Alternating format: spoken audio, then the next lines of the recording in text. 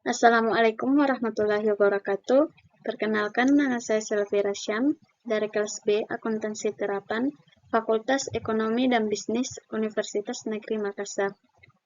Tujuan dibuatnya video ini ialah untuk memenuhi salah satu tugas mata kuliah Hukum Bisnis yang diampu oleh Ibu dosen Fajriani Aziz, SPD, MSI.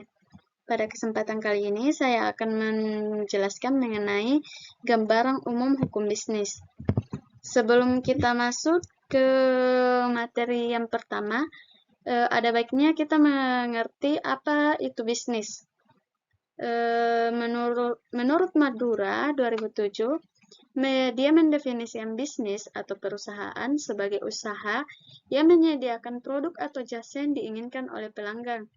Terus menurut Ebert dan Griffin, dia mengartikan bisnis sebagai organisasi yang menyediakan barang atau jasa untuk memperoleh laba. Dan menurut Warren 2005 dalam bukunya menuliskan bahwa perusahaan atau bisnis adalah suatu organisasi di mana sumber daya atau input seperti bahan baku dan tenaga kerja diproses untuk menghasilkan barang atau jasa, output bagi pelanggan.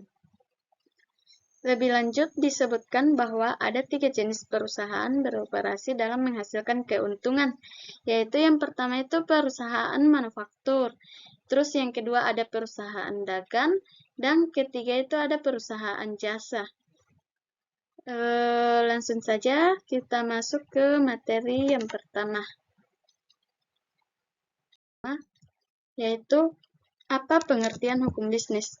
Apa sih hukum bisnis itu? Hukum bisnis ialah aturan yang mengatur bisnis supaya tetap sesuai dengan hukum dan adil. Hukum bisnis menjadi ilmu yang sedang banyak dicari. Hal ini didukung banyaknya masyarakat yang ingin menjadi seorang pengusaha. Pengertian hukum bisnis secara umum adalah aturan yang mengatur kegiatan bisnis agar tetap berjalan sesuai dengan koridor dan adil. Hukum bisnis ini itu sendiri dibuat secara tertulis yang bertujuan untuk melindungi, mengawasi, sekaligus mengatur segala hal aktivitas perdagangan di bidang jasa maupun barang.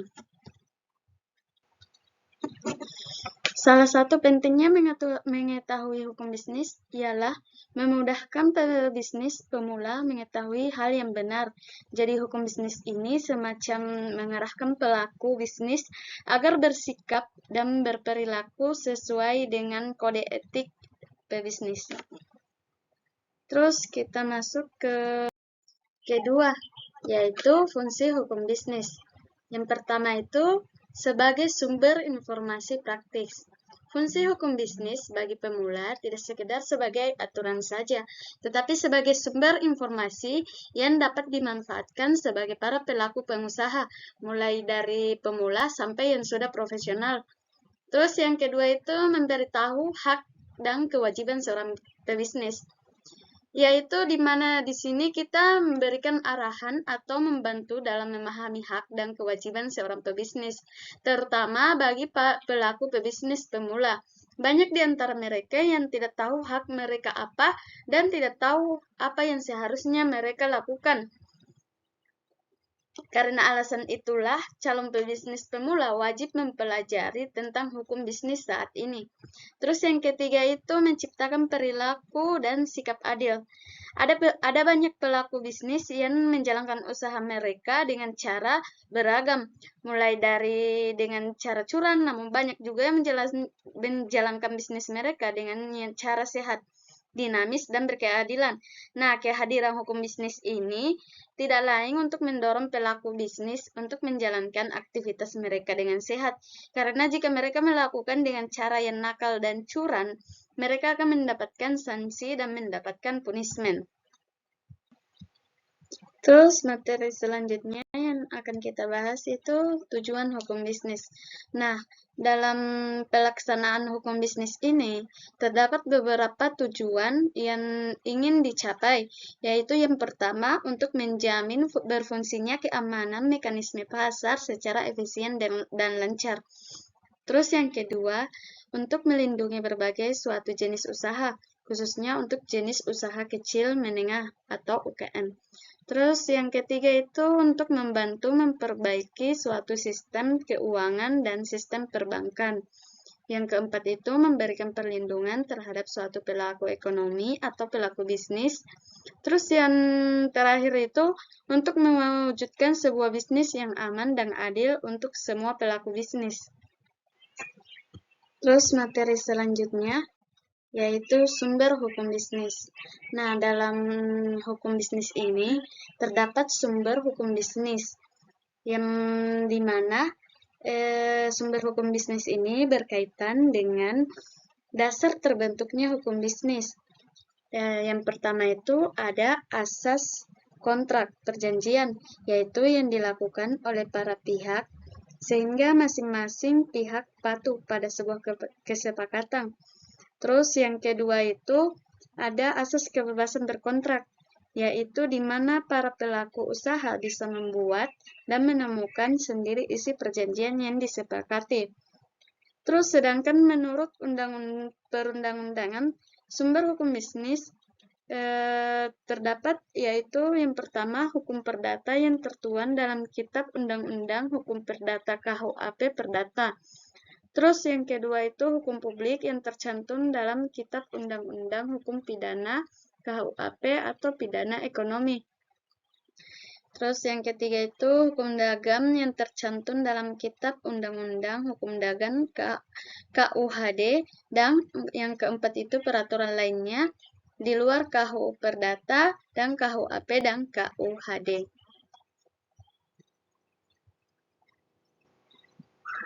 Materi selanjutnya kita masuk pada ruang lingkup hukum bisnis.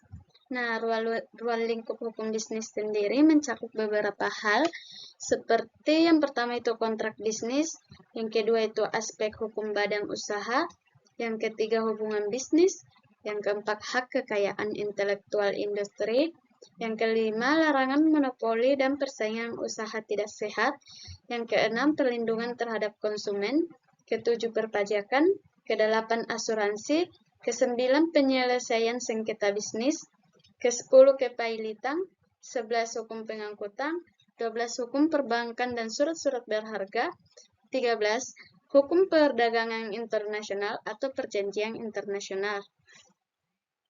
Materi selanjutnya yaitu prinsip hukum umum hukum bisnis.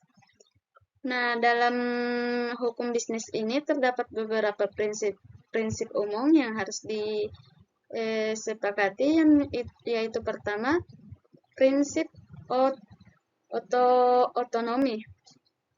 Prinsip otonomi ini di mana seseorang yang berada di dalam bidang bisnis yang otonom memiliki kesadaran penuh mengenai apa yang menjadi kewajibannya di dalam dunia bisnis.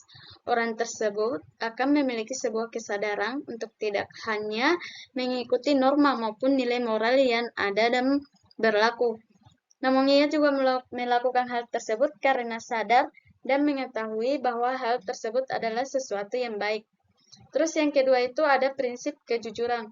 Prinsip kejujuran di sini yaitu sebuah bisnis tidak akan bisa bertahan dengan lama jika tidak didasari dengan nilai kejujuran, di mana nilai ini menjadi modal utama dalam memperoleh trust atau kepercayaan dari mitra bisnis dan berbagai pihak yang terlibat, baik dalam hal komersial, material, maupun moral. Terus yang ketiga ini ada prinsip keadilan.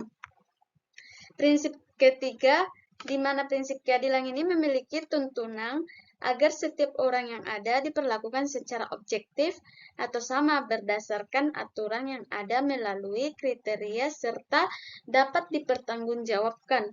Keadilan dalam konteks ini juga dapat berarti bahwa dalam sebuah bisnis tidak adanya sebuah pihak yang dirugikan, baik hak maupun kepentingannya. Terus, nah materi terakhir itu contoh hukum bisnis. Contoh hukum bisnis yang pertama ada di bidang pengkreditan. Contoh hukum bisnis yang pertama di bidang pengkreditan ini, di mana hukum bisnis yang satu ini merupakan salah satu contoh yang paling sering kita ketemukan. Bidang pengkreditan sendiri memiliki berbagai macam bentuk. Sebagai salah satu contohnya yaitu bentuk pengkreditan yang ditawarkan oleh pihak bank